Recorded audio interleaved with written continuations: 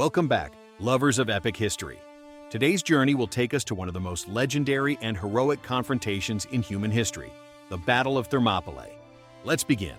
It was the year 480 BC, an era when heroes forged their legends on the battlefield. The mighty Persians, commanded by the relentless King Xerxes I, faced a coalition of Greeks. But wait, we're not talking about just any battle. This is Thermopylae. Here, 300 Spartans, along with their brave allies, rose to defend their land against an army of 200,000 Persians.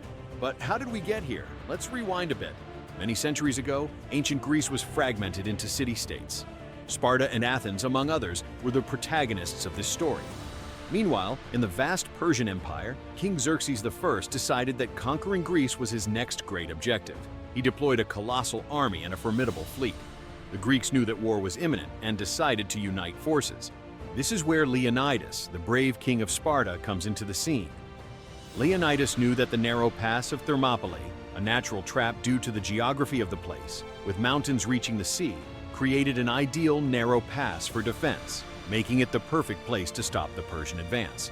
Along with his 300 Spartans, Leonidas set off for battle. And not just them, there were also 700 Thespians, 400 Thebans, and about 4,000 more Greek soldiers, all ready to die for their land. And you may wonder, why only 300 Spartans? If Sparta had one of the most lethal armies of antiquity, well, it's simple.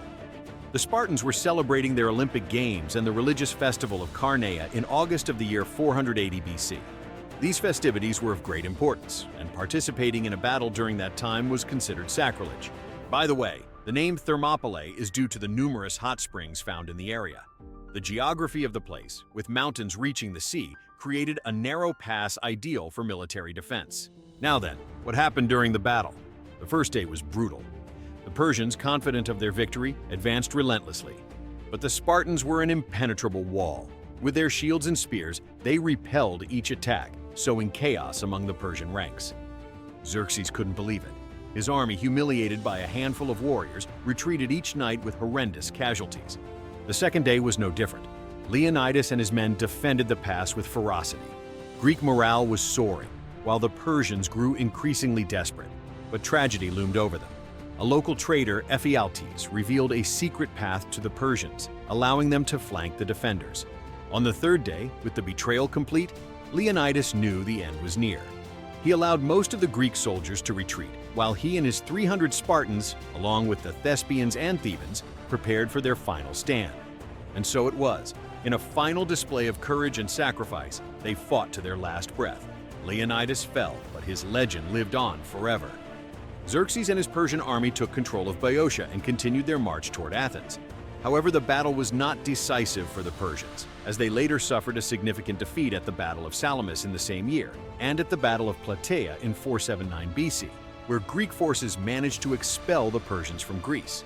The Battle of Thermopylae was not only a military confrontation, but also a symbol of resistance, bravery, and sacrifice. Although the Persians managed to pass, Greek morale and determination were not defeated. If you enjoyed this story, don't forget to subscribe and give it a like. Arrivederci.